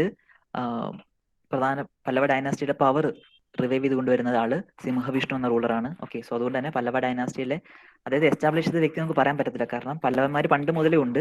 പക്ഷെ അവരുടെ പവർ പീക്കിലേക്ക് വരുന്നത് ഈ പറഞ്ഞ സിംഹവിഷ്ണുവിന്റെ കാലത്താണ്. അപ്പൊ അദ്ദേഹം പല്ലവന്മാരുടെ പവർ വീണ്ടെടുക്കുകയും അവരുടെ സാമ്രാജ്യത്തെ കൺസോളിഡേറ്റ് ചെയ്യുകയും ചെയ്യുന്നുണ്ട്. ആ സിംഹവിഷ്ണുവിന് മറ്റൊരു പേര് കൂടി ഉണ്ടായിരുന്നു, ആവണി സിംഹ എന്നുള്ളത്. സിംഹവിഷ്ണുവിന്റെ കാലഘട്ടത്തിന് ശേഷം പിന്നീട് പല്ലവ പ്രദേശം ഭരിക്കുന്നത് മഹേന്ദ്രവർമ്മൻ ഒന്നാമനാണ്. മഹേന്ദ്രവർമ്മൻ ഒന്നാമൻ ഭരിച്ചുകൊണ്ടിരിക്കുന്ന സമയത്താണ് അയൽ രാജ്യമായിരുന്ന ചാലുക്യൻ ദേശത്തെ രാജാവായ പുലകേശി രണ്ടാമൻ ഇദ്ദേഹവുമായിട്ട് യുദ്ധം ചെയ്യാൻ വേണ്ടി വരുന്നത്. ആ യുദ്ധത്തില് പുലകേശി രണ്ടാമൻ വിജയിക്കുകയും പല്ലവന്മാരുടെ കുറെ പ്രദേശം അദ്ദേഹത്തിന് അണ്ടറിൽ പോവുകയും ചെയ്യുന്നുണ്ട്. ഈ മഹേന്ദ്രവർമ്മൻ ഒന്നാമന്റെ ഭരണശേഷം പിന്നെ വരുന്നത് അദ്ദേഹത്തിന്റെ മകനായ നരസിംഹവർമ്മൻ ഒന്നാമനാണ്. തന്റെ അച്ഛനെ പുലകേശി രണ്ടാമൻ തോൽപ്പിച്ചതിന്റെ ഒരു നാണക്കേടും അതുപോലെ തന്നെ വൈരാഗ്യവും ഈ നരസിംഹവർമ്മൻ ഒന്നാമൻ ഉണ്ടായിരുന്നു. അങ്ങനെ അച്ഛനേറ്റ തോൽവിയുടെ പ്രതികാരം നരസിംഹവർമ്മൻ ഒന്നാമൻ ചെയ്യുന്നുണ്ട്. അദ്ദേഹം പുലകേശി രണ്ടാമനോട് യുദ്ധം ചെയ്യുന്നു. ആ യുദ്ധത്തെയാണ് നമ്മൾ മണിമംഗലം യുദ്ധം എന്ന് വിളിച്ചത്. കാഞ്ചീപുരത്തിനടുത്തുള്ള സ്ഥലമാണ് മണിമംഗലം എന്നുള്ളത്. ആ യുദ്ധത്തില് നരസിംഹവർമ്മൻ ഒന്നാമൻ ഈ പുലകേശി രണ്ടാമനെ തോൽപ്പിക്കുന്നുണ്ട്. തോൽപ്പിച്ചതിന് ശേഷം നരസിംഹവർമ്മൻ ഒന്നാമൻ നേരെ പുലകേശിയുടെ ആസ്ഥാനമായ വാതാപിയിലേക്ക് പോകുന്നു. അങ്ങനെ നരസിംഹവർമ്മൻ ഒന്നാമന് വാതാപി-കൊണ്ട എന്നൊരു വിശേഷണം കൂടി ലഭിക്കുകയാണ്. ഓൾറെഡി നരസിംഹവർമ്മൻ ഒന്നാമൻ ഒരു യോദ്ധാവാണ്, ഒരു റെസ്ലർ ആയതുകൊണ്ട് മാമല്ലൻ എന്നൊരു പേര് കൂടിയുണ്ട്. സോ അങ്ങനെ നരസിംഹവർമ്മൻ ഒന്നാമന് 2 വിശേഷണങ്ങളുണ്ട്, മാമല്ലൻ എന്നും ഈ വാതാപി-കൊണ്ട എന്നുള്ളത്. ഓക്കെ, സോ അങ്ങനെ വാതാപി കീഴടക്കി വാതാപി-കൊണ്ട എന്ന വിശേഷണം ലഭിച്ചു. അതിനുശേഷം അവിടെ നിന്നുള്ള സമ്പത്തും കൊണ്ട് തിരികെ വന്ന ഈ പറഞ്ഞ നരസിംഹവർമ്മൻ ആ സമ്പത്ത് ഉപയോഗിച്ചുകൊണ്ട് ഒരു പട്ടണം സ്ഥാപിച്ചു. അങ്ങനെ സ്വന്തം പേര് ആ പട്ടണത്തിന് കൊടുക്കുകയാണ് അദ്ദേഹം ചെയ്തത്. ആ പട്ടണമാണ് മാമല്ലപുരം എന്ന് പറയുന്നത്. ഓക്കെ, ഇങ്ങനെ നരസിംഹവർമ്മൻ ഒന്നാമൻ ഭരിച്ചുകൊണ്ടിരുന്ന സമയത്താണ് ചൈനീസ് ട്രാവലറായ ഹുയൻസാങ് ഇന്ത്യ സന്ദർശിക്കുന്നത്. ഓക്കെ, ഇനി നരസിംഹവർമ്മൻ രണ്ടാമനെ കുറിച്ചാണ് നമ്മൾ അടുത്ത പഠിച്ചത്. അദ്ദേഹത്തിന് രാജസിംഹ എന്ന പേര് കൂടിയുണ്ട്. അദ്ദേഹത്തിന്റെ സിഗ്നിഫിക്കൻസ് നമ്മൾ ഇനി പറയാൻ പോകുന്നേ ഉള്ളൂ, ആർക്കിടെക്ചറിലെ കോൺട്രിബ്യൂഷൻ അപ്പം പറഞ്ഞുതരാം. സോ ഇത്രയുമാണ് നമ്മൾ പ്രധാനപ്പെട്ട റൂളേഴ്സിനെ കുറിച്ച് ഡിസ്കസ് ചെയ്തത്. ഇനി അഡ്മിനിസ്ട്രേഷനിലേക്ക് വരാം. ഓക്കെ, സോ പല്ലവ ഡൈനാസിറ്റി അവർ ഭരണ സൗകര്യത്തിന് വേണ്ടി പല ചെറിയ ചെറിയ കൊട്ടമായിട്ട് ഡിവൈഡ് ചെയ്തിരുന്നു. നമ്മൾ ജില്ലയായിട്ട് ഡിവൈഡ് ചെയ്യുന്നെന്ന് പറയുന്ന പോലെ പല്ലവ പ്രദേശത്തെ ഓരോ കൊട്ടായിട്ട് ഡിവൈഡ് ചെയ്യുന്നുണ്ടായിരുന്നു. മാത്രമല്ല അക്കാലത്തെ ഈ രാജാക്കന്മാരുടെ രീതിയായിരുന്നു അവർക്ക് പൊളിറ്റിക്കൽ ലെജിറ്റിമസി ലഭിക്കുവാൻ വേണ്ടി ബ്രാഹ്മണന്മാരുടെ സപ്പോർട്ട് വാങ്ങുക എന്നുള്ളത്. ഓക്കെ, സോ അതിന്റെ ഭാഗമായിക്കൊണ്ട് ക്ഷേത്രങ്ങളെയും ബ്രാഹ്മണന്മാരെയും ഒക്കെ പ്രോത്സാഹിപ്പിക്കുന്ന രീതി അക്കാലത്തെ രാജാക്കന്മാർ ചെയ്തിട്ടുണ്ടായിരുന്നു. സോ ദേവദാന എന്ന പേരിൽ ഭൂമി ഒരുപാട് ഈ ക്ഷേത്രങ്ങൾക്ക് വേണ്ടി അന്ന് ദാനം ചെയ്തിരുന്നു, മനസ്സിലാക്കി വെച്ചിരിക്കുക. ഓക്കെ, സോ അക്കാലത്തെ ക്ഷേത്രങ്ങളുടെ ഭൂമിയായിരുന്നു ദേവദാന എന്ന് പറയുന്നത്. മറ്റൊന്ന് ബ്രാഹ്മണന്മാർക്കും ഭൂമി ദാനം ചെയ്തിരുന്നു, അതാണ് ബ്രഹ്മദേയ എന്ന് പറയുന്നത്. സോ അങ്ങനെ ബ്രാഹ്മണന്മാർക്ക് കൊടുത്ത ലാൻഡിനെയാണ് ബ്രഹ്മദേയ എന്ന് പറയുന്നത്, ക്ഷേത്രങ്ങളിൽ കൊടുത്ത ലാൻഡിനെയാണ് ദേവദാന എന്ന് പറയുന്നത്. ഇനി ഇത് കൂടാതെ ലോക്കൽ ലെവലിലും തീരുമാനങ്ങൾ എടുക്കാൻ വേണ്ടി ചില കൂട്ടായ്മകളൊക്കെ ഉണ്ടായിരുന്നു. ഇത്തരത്തില് സ്വന്തമായി ഭൂമിയുള്ള ബ്രാഹ്മണന്മാരുടെ കൂട്ടായ്മയാണ് സഭ എന്ന് വിളിച്ചിരുന്നത്. അതുപോലെ തന്നെ അബ്രാഹ്മണന്മാരായിട്ടുള്ള ഭൂവുടമകളുടെ കൂട്ടായ്മ ഉണ്ടായിരുന്നു, അതിനെയാണ് ഉർ എന്ന് വിളിച്ചിരുന്നത്. ഓക്കെ, അക്കാലത്ത് പ്രിവലന്റ് ആയ ചില മെർച്ചൻസ് ഉണ്ടായിരുന്നു, അതായത് വ്യാപാരി കൂട്ടായ്മകൾ ഉണ്ടായിരുന്നു. സോ അക്കാലത്തെ രീതി എന്ന് പറയുന്നത് ഓരോ പോക്കറ്റ്സ് ഓഫ് മെർച്ചന്റ് ഗിൽഡ്സ് ഉണ്ടാവും, അതായത് വ്യാപാരികൾ ഓരോരോ കൂട്ടായ്മകൾ ഉണ്ടാവും, അവരുടെ ഇന്റേണൽ കാര്യങ്ങളൊക്കെ തീരുമാനങ്ങൾ എടുക്കുന്നത് അവരായിരിക്കും. സോ അത്തരത്തിലുള്ള വ്യാപാരികളുടെ ഒരു കൂട്ടായ്മയായിരുന്നു നഗരം എന്ന് വിളിച്ചിരുന്നത്. ഓക്കെ, സോ അതൊന്ന് മനസ്സിലാക്കി വെച്ചിരിക്കുക. ഇനി നമുക്ക് ലിറ്റററി കോൺട്രിബ്യൂഷൻസിലേക്ക് വരാം. ഓക്കെ, സോ പല്ലവന്മാരുടെ കാലത്ത് രചിക്കപ്പെട്ടിട്ടുള്ള പ്രധാനപ്പെട്ട ചില കൃതികളും അതിന്റെ കർത്താക്കന്മാരെയാണ് നമ്മൾ ഇനി പരിചയപ്പെടാൻ വേണ്ടി പോകുന്നത്. ഫൈൻ. സോ ഈ പല്ലവ പീരീഡില് ഒരു പഠന കേന്ദ്രം കാഞ്ചീപുരത്തിന് അടുത്തായിട്ടുണ്ടായിരുന്നു, അതിനെയാണ് ഘടിക എന്ന് വിളിച്ചിരുന്നത്. ഓക്കെ, നമ്മൾ പ്രാചീന ഇന്ത്യയിലെ ഒരു സെന്റർ ഓഫ് ലേണിംഗിനെ കുറിച്ച് കഴിഞ്ഞ ക്ലാസ് ഡിസ്കസ് ചെയ്തിരുന്നു. ഏതായിരുന്നു അത്? നളന്ദ. നളന്ദയ്ക്ക് എന്ത് സംഭവിച്ചു എന്നാണ് നമ്മൾ കഴിഞ്ഞ ക്ലാസ്സിൽ പറഞ്ഞേ? മറ്റേ ഭക്തിയാർ ഖിൽജിയോ അങ്ങനെ മുഹമ്മദ് ബിൻ ഭക്തിയാർ ഖിൽജിയുടെ ആക്രമണ സമയത്ത് അദ്ദേഹം തകർക്കുകയാണ് അതുണ്ടാകുന്നത്. ഓക്കെ, സോ അതുപോലെ കാഞ്ചീപുരത്തുള്ള ഒരു പഠന കേന്ദ്രമായിരുന്നു ഘടിക എന്ന് പറഞ്ഞിരുന്നത്. ഫൈൻ, അത് മനസ്സിലാക്കി വെച്ചേക്കാം. ഇനി പല്ലവ ഡൈനാസ്റ്റിയിൽ ലിറ്റററി കോൺട്രിബ്യൂഷൻ പരിശോധിക്കുമ്പോൾ ഈ ഡൈനാസ്റ്റി തന്നെ ചില പ്രധാനപ്പെട്ട സ്കോളേഴ്സ് ഉണ്ടായിരുന്നു. ഓക്കെ, നമ്മൾ മഹേന്ദ്രവർമ്മൻ ഒന്നാമനെ കുറിച്ച് നേരത്തെ പരിചയപ്പെട്ടയാണ്. ഈ മഹേന്ദ്രവർമ്മൻ ഒന്നാമൻ ഒരു പ്രഗത്ഭനായ ഒരു സംസ്കൃത നാടക കൃത്ത് കൂടിയായിരുന്നു. അദ്ദേഹം രചിച്ച കൃതിയാണ് മട്ടവിലാസ പ്രഹസനം എന്ന് പറയുന്നത്. ഓക്കെ, അതൊന്ന് ശ്രദ്ധിച്ച് വെച്ചേക്കുക. മട്ടവിലാസ പ്രഹസനം എന്നുള്ള സംസ്കൃത നാടകമാണ് മഹേന്ദ്രവർമ്മൻ ഒന്നാമന്റെ. ഓക്കെ,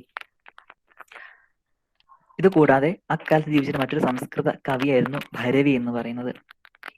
അദ്ദേഹത്തിന്റെ സംസ്കൃത മഹാകാവ്യമാണ് കിരാതാർജുനീയം. ഫൈൻ.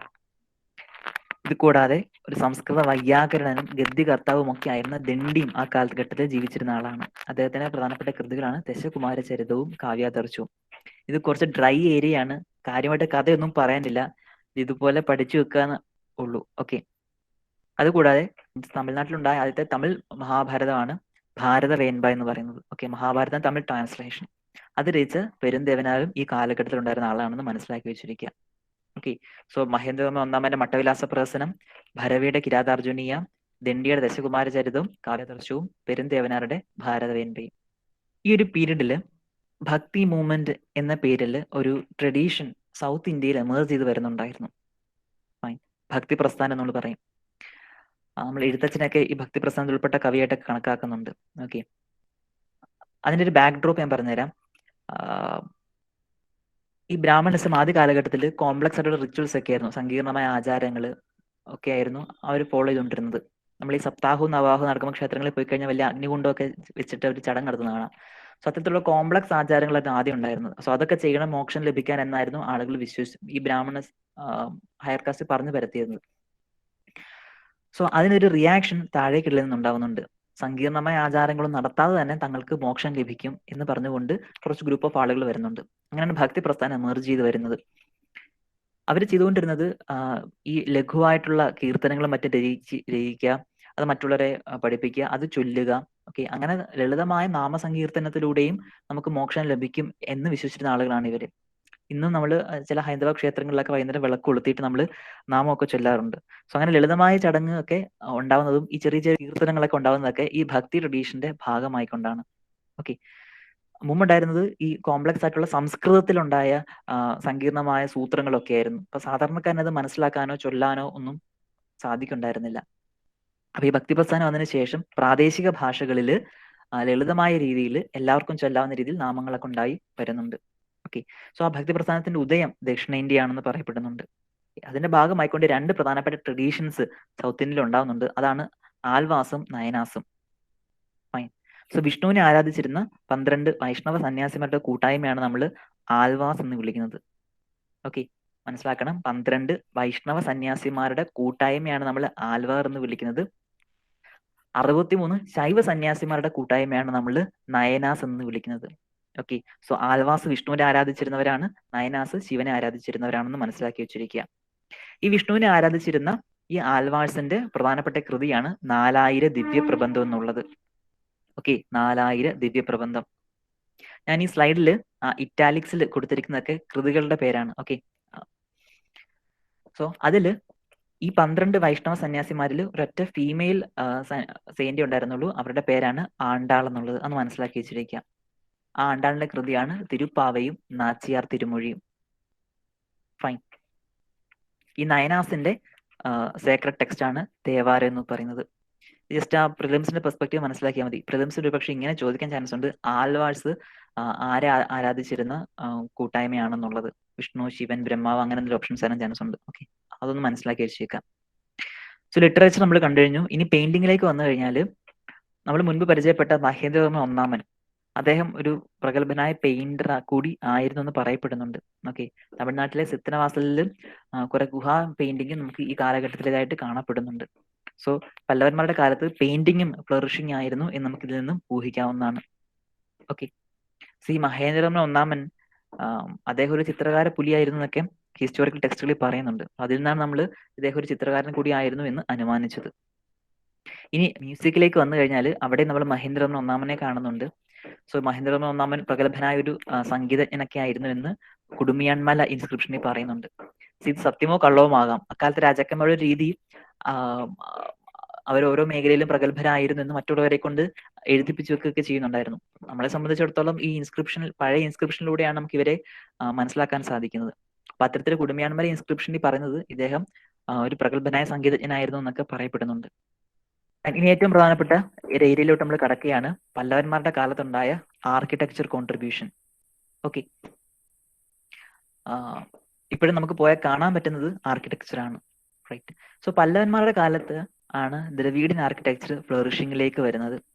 ഓക്കെ, അപ്പൊ അത് പറയുമ്പോൾ ചില കാര്യം കൂടി പറയേണ്ടതുണ്ട്, ശ്രദ്ധിച്ചിരിക്കണം. ഈ മീഡിയവൽ പീരീഡിൽ ഇന്ത്യയിൽ ടെമ്പിൾ ആർക്കിടെക്ചർ ഫ്ലറിഷ് ചെയ്ത് വരുന്നുണ്ട്. ഓക്കെ, സോ പല പ്രധാനപ്പെട്ട സ്റ്റൈൽ ഓഫ് ടെമ്പിൾ ആർക്കിടെക്ചർ ഉണ്ട്. ഇന്ത്യയിലെ ഓരോ പ്രദേശത്തും ഓരോ രീതിയിലായിരിക്കും ക്ഷേത്രങ്ങൾ നിർമ്മിക്കുക. അതിൽ ഏറ്റവും പ്രധാനപ്പെട്ട 3 രീതിയാണ് നഗര, ദ്രാവിഡ, വെസാര സ്റ്റൈൽ എന്ന് പറയുന്നത്. ഓക്കെ, സോ നോർത്ത് ഇന്ത്യൻ റീജിയനിൽ പ്രാക്ടീസ് ചെയ്തിരുന്ന, അതായത് നോർത്ത് ഇന്ത്യൻ റീജിയനിൽ നിർമ്മിക്കപ്പെട്ടിരുന്ന ക്ഷേത്രങ്ങൾ നഗര സ്റ്റൈലിലാണ് നിർമ്മിക്കപ്പെട്ടിരുന്നത്. ഡെക്കാനി പ്രദേശത്തേക്ക് വന്നു കഴിഞ്ഞാൽ നമുക്ക് വെസാര സ്റ്റൈൽ കാണാൻ സാധിക്കും. സൗത്ത് ഇന്ത്യയിലേക്ക് വന്നു കഴിഞ്ഞാൽ ദ്രവീഡിയൻ സ്റ്റൈൽ കാണാൻ സാധിക്കും. നമ്മുടെ പത്മനാഭസ്വാമി ടെമ്പിളൊക്കെ തന്നെ ദ്രവീഡിയൻ സ്റ്റൈലിലാണ് നിർമ്മിച്ചിരിക്കുന്നത്. കൾച്ചർ എന്ന് പറഞ്ഞിട്ട് വേറൊരു സിലബസ് ഇല്ലേ പഠിക്കാൻ? ഉണ്ട്, ആർട്ട് ആൻഡ് കൾച്ചർ എന്ന് പറഞ്ഞിട്ട്. ഓക്കെ, സോ അവിടെ എന്തായാലും ഇത് വിശദമായിട്ട് പഠിക്കുന്നതാണ്. ഇപ്പൊ ജസ്റ്റ് മനസ്സിലാക്കി വെച്ചിരിക്കാം. നോർത്ത് ഇന്ത്യൻ ട്രഡീഷൻ ആണ് നഗര സ്റ്റൈല്, സൗത്ത് ഇന്ത്യൻ ട്രഡീഷൻ ആണ് ദ്രവീഡിയൻ സ്റ്റൈല്. സോ ഈ നോർത്ത് ഇന്ത്യ സൗത്ത് ഇന്ത്യ ഒരു മിക്സ് നമുക്ക് ഡെക്കാണി പ്രദേശത്ത് കാണാൻ സാധിക്കും. അതിനാണ് വെസാര സ്റ്റൈൽ എന്ന് പറയുന്നത്. ഓക്കെ, ഈ ക്ഷേത്രത്തിന്റെ ഈ ഡോം ഉണ്ടോ? ഓക്കെ, അതുപോലെ തന്നെ ഈ ശിഖര എന്ന് പറയും ഈ പോർഷനെ, ഇത് സ്റ്റീപ്ഡ് ആയിരിക്കും, ഏകദേശം പിരമിഡ് പോലെ ഇരിക്കും. അതാണ് നഗര സ്റ്റൈലിന്റെ പ്രത്യേകത. നമുക്ക് ദൂരെ നിന്ന് കണ്ടാൽ തന്നെ മനസ്സിലാവും. പത്മനാഭ ടെമ്പിളിന്റെ ടോപ്പ് പോർഷനൊക്കെ നമുക്ക് മനസ്സിലാവും. ഈ ഒരു രീതിയായിരിക്കും അത് കൺസ്ട്രക്ട് ചെയ്തിരിക്കുന്നത്. ഓക്കെ, നഗര സ്റ്റൈലിലേക്ക് എത്തിക്കഴിയുമ്പോഴത്തേക്കും ഇത് ഇത്രയും സ്റ്റീപ്പ് ആയിരിക്കത്തില്ല, കെർവ്ഡ് ആയിരിക്കും. ഫൈൻ.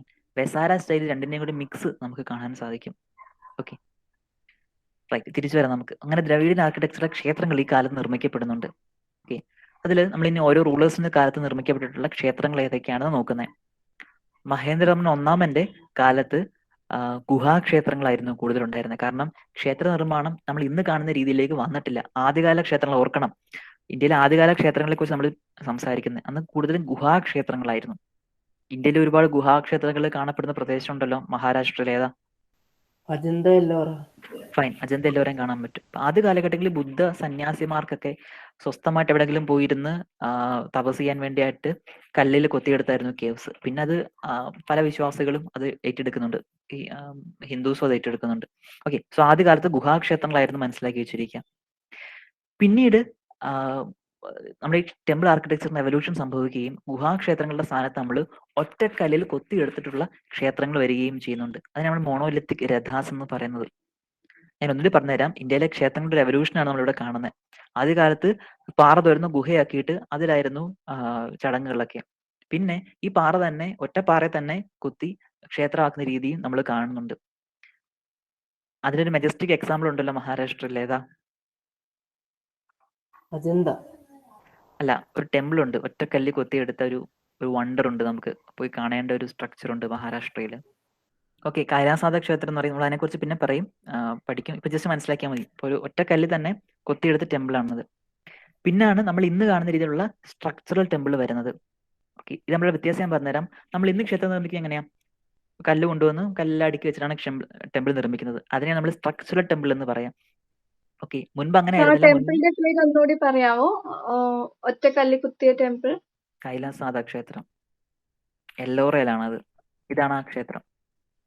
ഇത് ഫുൾ ഒരു പാറയായിരുന്നു, ഒരു മൗണ്ടൻ ആയിരുന്നു. ആ മൗണ്ടൻ ആണ് ഇങ്ങനെ കൊത്തി കൊത്തി ടെമ്പിൾ ആക്കി മാറ്റിയത്. ഒരു ആർക്കിടെക്ചറൽ വണ്ടർ ആണ്. മധ്യകാലഘട്ടത്തിലെ ഇന്ത്യയിലെ ഒരു ആർക്കിടെക്ചറൽ വണ്ടർ ആണ് നമ്മൾ ഈ കൈലാസ ടെമ്പിൾ. ഇനി സോ അങ്ങനെ സ്ട്രക്ചറൽ ടെമ്പിൾസിലേക്ക് നമ്മൾ മാറുന്നുണ്ട്. തിരിച്ചു വരാം. സോ ആദ്യ കാലഘട്ടത്തിൽ ഗുഹാ ടെമ്പിള്, പിന്നെ മോണോലിത്തിക് രഥാസ് നമ്മൾ കാണുന്നുണ്ട്. അതിന് എക്സാമ്പിൾ ആണ് മാമല്ലപുരത്തുള്ള പഞ്ചപാണ്ഡവ രഥാസ് എന്നുള്ളത്, ഈ കാണുന്നത്. ഓക്കെ, നേരത്തെ പറഞ്ഞില്ലേ മഹാബലിപുരം പ്രധാനപ്പെട്ട ഒരു സ്ഥലമാണെന്ന്. ആ മഹാബലിപുരത്താണ് ഈ പഞ്ചരഥ ടെമ്പിൾ നമ്മൾ കാണുന്നത്. ഓക്കെ, മഹാബലിപുരം നിർമ്മിച്ചാരാ? മാമല്ലൻ. Fine, right. ഈ പഞ്ചപാണ്ഡവ രഥം, അതായത് ഈ ടെമ്പിളിൽ യുനെസ്കോ ലോക പൈതൃക സൈറ്റിലേക്ക് ഉൾപ്പെട്ടിട്ടുള്ള പ്രദേശമാണത്. പറ്റുമ്പോൾ പോയി കാണാൻ ശ്രമിക്കാം.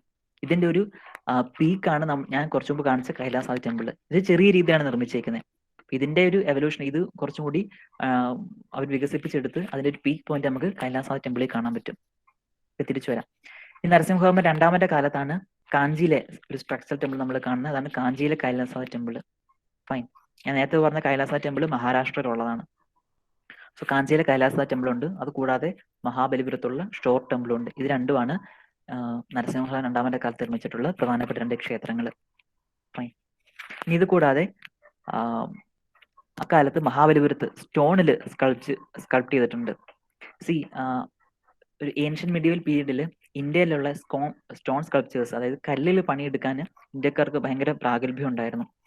നമ്മളും അശോകന്റെ കാലഘട്ടത്തിലൊക്കെ മിറർ പോളിഷിംഗ് ഉള്ള കേവ്സ് ഉണ്ട്. അതായത് ആ ഗുഹകൾ പോളിഷ് ചെയ്ത് നമ്മൾ കണ്ട നമ്മുടെ ഫേസ് റിഫ്ലക്ട് ചെയ്ത് വരും. അപ്പൊ അത്തരത്തില് സ്റ്റോണിൽ മാസ്റ്ററി നേടിയിട്ടുള്ള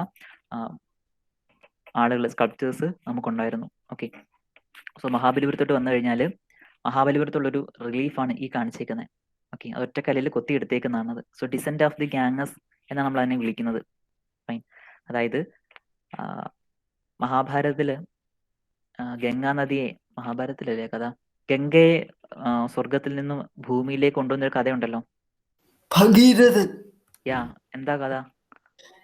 അയാൾ ഒരുപാട് തപസ് ചെയ്ത് കഴിയുമ്പം ശിവന്റെ മുടിക്കാത്തുന്നോ അങ്ങനെ കണ്ടാണ് ഞാൻ എവിടെയോ കേട്ടത്. ഓക്കെ, സംഭവം ഇത്രേ ഉള്ളൂ. ഭഗീരഥൻ ഒരുപാട് നാൾ തപസ് ചെയ്ത് സ്വർഗത്തിൽ, പണ്ട് ഗംഗാ നദി സ്വർഗത്തിൽ കൂടെ ഒഴുകിയിരുന്നാണ് വിശ്വാസം. പിന്നെയാണ് അത് ഭൂമിയിലേക്ക് വന്നതെന്നാണ് പറയുന്നത്. അങ്ങനെ ഈ ഭഗീരഥൻ തപസ് ചെയ്തിട്ടാണ് സ്വർഗത്തിലുണ്ടായിരുന്ന ഗംഗാ നദി ഭൂമിയിലേക്ക് വന്നതെന്നാണ് പറയുന്നത്. സോ ആ ഒരു കഥയെ അനുസ്മരിപ്പിക്കുന്ന ചിത്രം ആണ് ഇവിടെ കുത്തിയെടുത്തേക്കെന്നാ പറഞ്ഞിരിക്കുന്നത്. അതുകൊണ്ടാണ് നമ്മൾ ഇതിനെ ഡിസെന്റ് ഓഫ് ദി ഗാംഗസ് എന്ന് വിളിക്കുന്നത്, ഗംഗാ നദി വരുന്ന ആ ഒരു ചിത്രം എന്ന രീതിയിൽ. ഇത് കൂടാതെ മറ്റൊരു വേർഷൻ കൂടി ഉണ്ട്. ഇതല്ല, അർജുനൻ തപസ് ചെയ്യുന്നതായിട്ടൊരു കഥയുണ്ട് മഹാഭാരതത്തില്.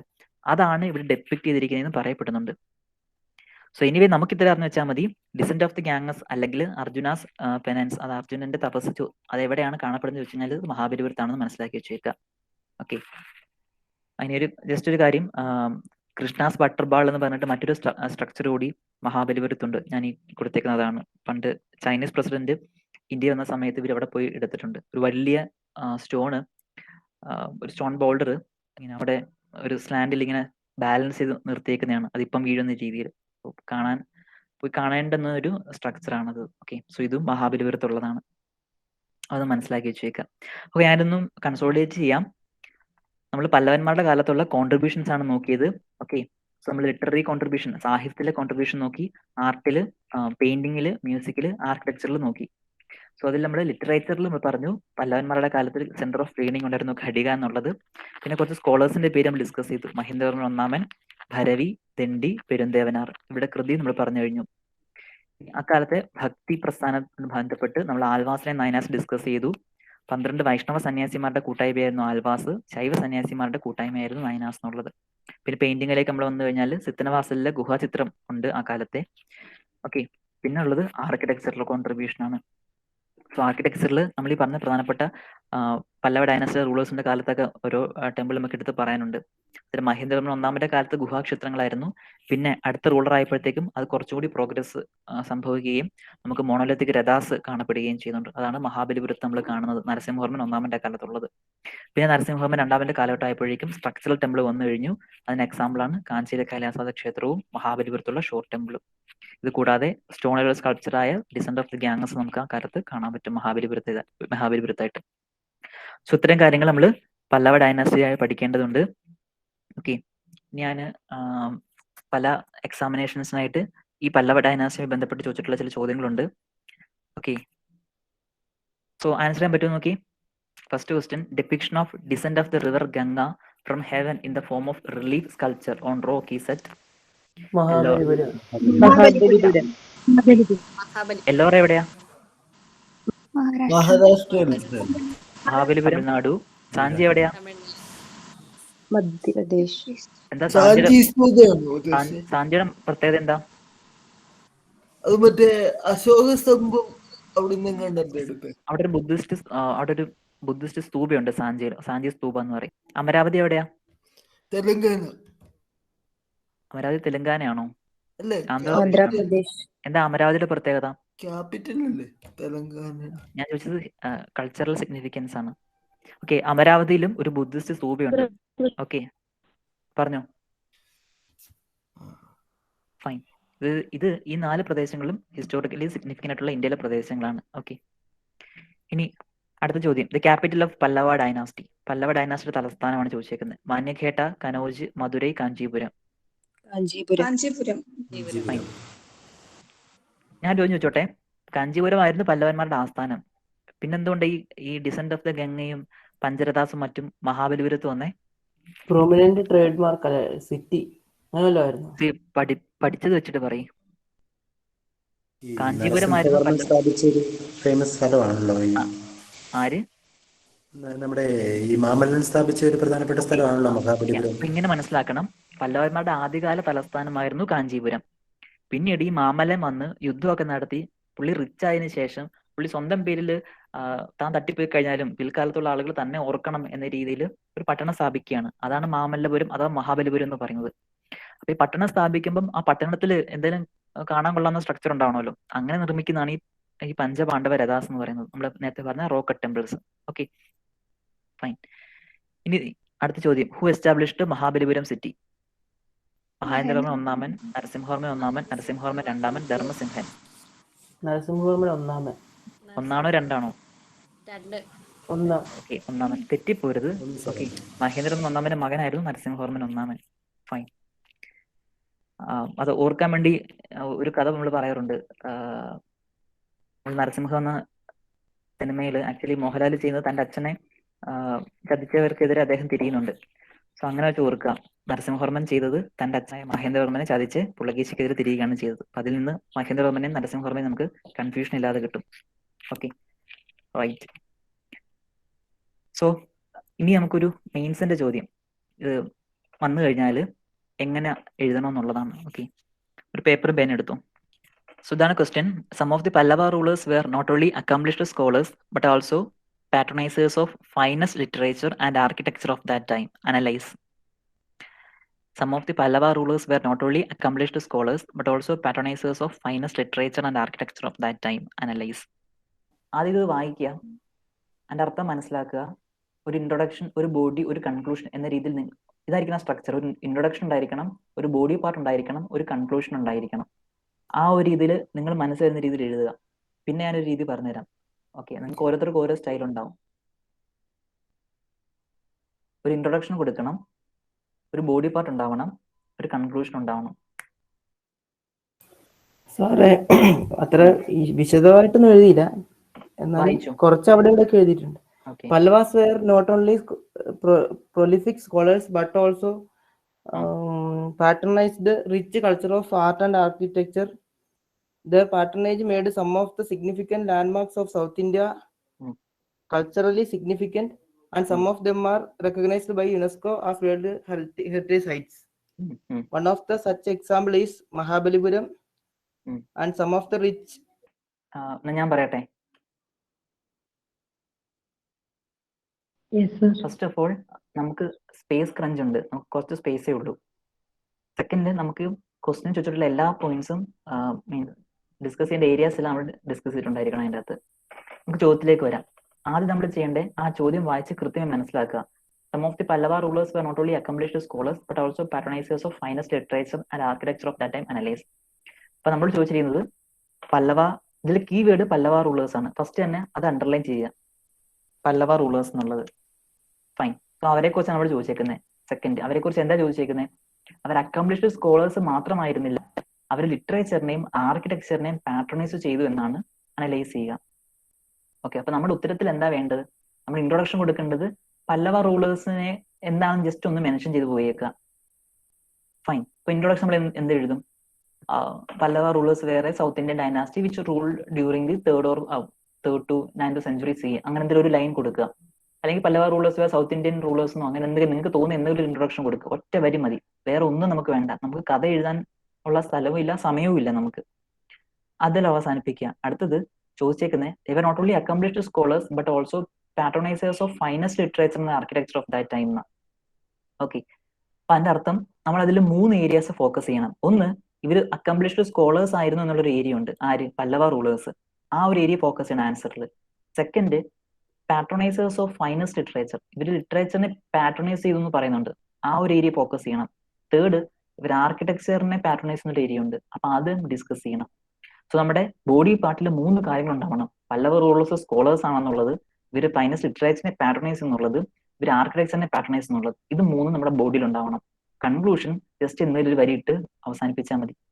ബാക്കി ഒരു കാര്യങ്ങളും വേണ്ട. സൗത്ത് ഇന്ത്യ അത് ചെയ്തുന്നു, ഇത് ചെയ്തുന്നു, അതൊന്നും നമുക്ക് വേണ്ട. നമുക്ക് ആൻസർ ടു ദി ക്വസ്റ്റ്യൻ എന്താണ് ചോദിച്ചേക്കുന്നത്, അതിനുള്ള ഉത്തരം മാത്രം കൊടുക്കുക, അടുത്ത ചോദ്യത്തിലേക്ക് പോവുക. ഓക്കെ, സോ ഇത് വെച്ച് നമ്മൾ എങ്ങനെ എഴുതും? ഇൻട്രൊഡക്ഷൻ നമുക്ക് ഇങ്ങനെ കൊടുക്കാം. Pallava rulers were South Indian dynasty which ruled during the 3rd to 9th century CE.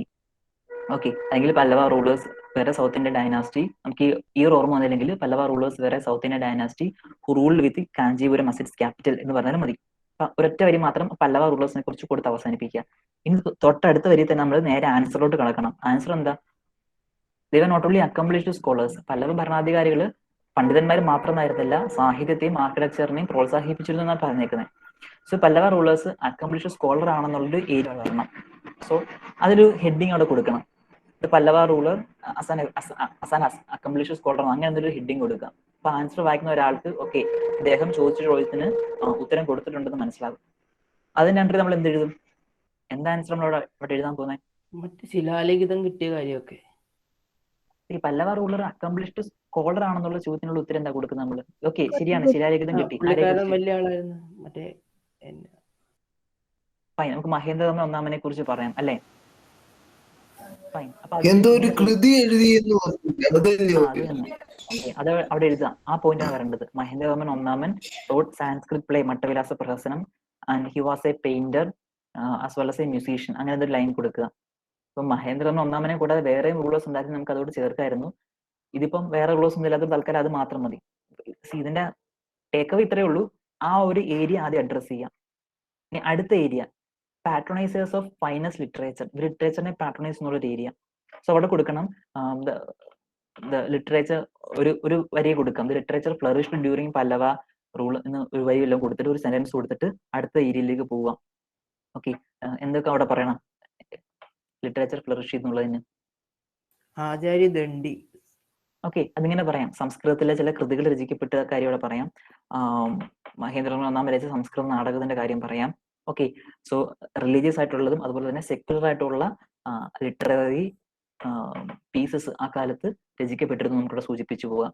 Okay, അത് നിങ്ങളുടെ മറ്റേ ഇഷ്ടം പോലെ നിങ്ങൾക്ക് ബുള്ളറ്റിനായിട്ട് എഴുതാം, അല്ലെങ്കിൽ പാരഗ്രാഫ് അവിടെ എഴുതി പോകാം. ആ ഒരു ഏരിയ അവിടെ അഡ്രസ് ചെയ്യണമെന്നേ ഉള്ളൂ. ഈ പറഞ്ഞു എന്താ പറഞ്ഞത്? മഹാകാവ്യങ്ങളെ മഹാകാവ്യങ്ങൾക്ക് മാനദണ്ഡം കൊടുത്ത ആളല്ലേ ഈ പറയുന്ന ദണ്ഡി തന്നെയല്ലേ, ആചാര്യ ദണ്ഡി?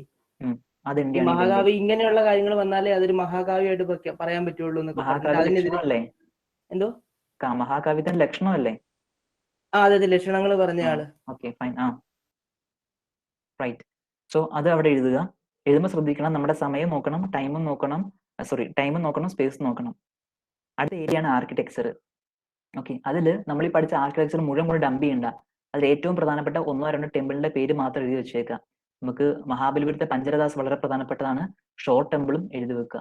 ഓക്കെ, അതിനെല്ലാം അവിടെ നമ്മൾ പഠിച്ചെല്ലാം ഡംപ് ചെയ്യരുത്. നമ്മുടെ ക്വസ്റ്റ്യൻ നോക്കണം, നമ്മുടെ സ്പേസ് നോക്കണം, നമ്മുടെ ടൈം നോക്കണം. ഈ ഫാക്ടേഴ്സ് ഇത്രയും കൺസിഡർ ചെയ്തുകൊണ്ടായിരിക്കും നമ്മൾ ആൻസർ എഴുതേണ്ടത്. അതാണ് മൂന്നാമത്തെ ബോഡി പാർട്ട് വരേണ്ടത് ആർക്കിടെക്ചറിൽ. ഫൈനലി കൺക്ലൂഷൻ എഴുതി വെക്കുക. കൺക്ലൂഷൻ്റെ അകത്ത് ഈ സെന്റൻസ് തന്നെ ഒന്ന് മാറ്റി എഴുതിയാലും മതി. Thus, we can see that Pallava rulers were patronized, were scholars as well as literary and architectural patronizers. അങ്ങനെ എന്തെങ്കിലും ജസ്റ്റ് ഒരു വരി പെട്ടെന്ന് എഴുതി വെച്ചിട്ട് കൺക്ലൂഡ് ചെയ്ത് നിർത്തുക. സോ ഇൻട്രൊഡക്ഷനും കൺക്ലൂഷനും ഒരു വരി മാത്രം മതി. ബോഡി പാർട്ടിന് ഫോക്കസ് ചെയ്യുന്നത് അവിടെയാണ് നമ്മുടെ ആൻസർ ഇരിക്കുന്നത്, അവിടെയാണ് നമ്മുടെ മാർക്ക് ഇരിക്കുന്നത്. ഓക്കെ, സോ അത്തരത്തിൽ പോവുക. ക്ലിയർ ആയോ നിങ്ങൾക്ക് എങ്ങനെ എഴുതണ്ടേന്ന്? ഇത് നമ്മളിങ്ങനെ ബുള്ളറ്റ് പോയിന്റ് വിട്ട് എഴുതുന്നതിന് അതാ പറയാം, ഓരോരുത്തർക്ക് സ്റ്റൈലുണ്ട്. എനിക്ക് അങ്ങനെ പറയാൻ പറ്റത്തില്ലല്ലോ. ഓരോരുത്തർക്ക് ഓരോ റൈറ്റിംഗ് സ്റ്റൈലാണ്. എന്തൊക്കെ ഏരിയസ് അഡ്രസ് ചെയ്യണമെന്ന് എനിക്ക് പറയാൻ പറ്റുള്ളൂ. നിങ്ങൾ നിങ്ങളുടെ രീതിക്ക് അനുസരിച്ചിട്ട് എഴുതണം. ഈ പേജ് ലിമിറ്റ് നോക്കൂ. ഇത് 3 മാർക്കിന് എന്തായാലും ഇത്രയെങ്കിലും എഴുതിയിരിക്കണം, അങ്ങനെ ഉണ്ടോ? ആ സ്പേസ് ഉണ്ട്, നമുക്ക് ആ സ്പേസിനുള്ളിൽ നമുക്ക് എഴുതാം. അതുപോലെ തന്നെ വേർഡ് ലിമിറ്റും ഉണ്ട് ഓരോ ക്വസ്റ്റ്യൻസിനും. ആ വേർഡ് ലിമിറ്റിനുള്ളിൽ കൺഫൈൻഡ് ആവണം. മാക്സിമം കീവേഡ്സ് വെച്ചുകൊണ്ട് എഴുതുക. അനാവശ്യമായിട്ടുള്ള വാക്കുകളൊക്കെ ഒഴിവാക്കുക. ഓക്കെ, ഈ ക്വസ്റ്റ്യൻ വരുന്നത് ശരിക്കും 500 വേർഡ്സ് അല്ലെ 200 വേർഡ്സ് അങ്ങനെ എഴുതാനല്ലേ? നമ്മളോട് ചോദിച്ചിട്ടുള്ള വേർഡ് ലിമിറ്റ് അനുസരിച്ച് നമ്മൾ എക്സ്റ്റെൻഡ് ചെയ്യുകയോ റെഡ്യൂസ് ചെയ്യുകയോ ചെയ്യണം. ഇതിപ്പോൾ വളരെ ചുരുങ്ങിയ വാക്കിൽ എഴുതണമെന്നുണ്ടെങ്കിൽ ഏറ്റവും പ്രധാനപ്പെട്ട കാര്യം മാത്രം മെൻഷൻ ചെയ്യൂ. ആർക്കിടെക്ചർ ഷോർട്ട് ടെമ്പിൾ മാത്രം. കുറച്ച് സ്പേസ് കൂടുതലുണ്ടെങ്കിൽ നമ്മൾ ആർക്കിടെക്ചർ കണ്ട വേറെ കാര്യങ്ങൾ കൂടി നമുക്ക് എഴുതി വെക്കാം. അപ്പം അതൊക്കെ നമ്മുടെ ക്വസ്റ്റ്യനും സ്പേസും അനുസരിച്ചിരിക്കും. അപ്പൊ ഓരോ ക്വസ്റ്റ്യനും സ്പേസ് അലോട്ട് ചെയ്തേക്കും. സ്പേസ് ഉണ്ട്, സ്പേസ് അലോട്ട് ചെയ്തിട്ടുണ്ട്. മീൻസ് നമ്മൾ സ്കൂളിൽ പഠിച്ച സമയത്ത് പരീക്ഷ നമ്മൾ പ്രത്യേക പേപ്പറിലായിരുന്നു. ഇത് അങ്ങനെയല്ല, ഒരു ചോദ്യം ഉണ്ടാവും, താഴെ സ്പേസ് ഉണ്ടാവും, അടുത്ത ചോദ്യം ഉണ്ടാവും. ആ സ്പേസിനുള്ളിൽ നമ്മൾ എഴുതി തീർക്കണം. റൈറ്റ്. സോ ക്ലിയർ ആയല്ലോ? എന്തെങ്കിലും ഡൗട്ട് ഉണ്ടോ നിങ്ങൾക്ക് വേറെ? ഒരു ചോദ്യം തന്നാൽ ഹോംവർക്ക് പോലെ എഴുതുമോ? The Islamic conquest during medieval period in India. The Islamic conquest during medieval period in India changed the political and social situation of our nation. Discuss. അതായത് മിഡീവൽ പീരീഡിലുള്ള ഇസ്ലാമിക് കോൺകസ്റ്റ് എങ്ങനെയാണ് ഇന്ത്യയിലെ സാമൂഹിക രാഷ്ട്രീയ സാഹചര്യം മാറ്റിയെന്നാണ് ചോദിച്ചേക്കുന്നത്. ഫൈൻ, നമ്മൾ പഠിച്ചത് വെച്ചിട്ടൊന്ന് ആൻസർ ചെയ്യാൻ പറ്റുമോ നോക്കുക. അത് എഴുതി അടുത്ത ക്ലാസ്സിൽ നമുക്കത് ഡിസ്കസ് ചെയ്യാം. അപ്പോൾ നമുക്കിന്ന് വൈൻഡപ്പ് ചെയ്യാം. വേറെ ഡൗട്ടൊന്നും ഇല്ലല്ലോ നിങ്ങൾക്ക്? നമുക്ക് വൈൻഡപ്പ് ചെയ്യാം. സോ ഒഫീഷ്യലി ക്ലാസ് തീർന്നു. ഞാൻ വേണമെങ്കിൽ ഒരു 1-2 മിനിറ്റും കൂടി ലൈവ് ഉണ്ടാവും. നിങ്ങൾക്ക് എന്തെങ്കിലും ചോദിക്കാനുള്ളവർക്ക് ചോദിക്കാം. ബാക്കി എല്ലാവർക്കും ലീവ് ചെയ്ത് പോകാം. Okay, so okay, thank you all. Okay, thank you sir. Thank you thank you sir.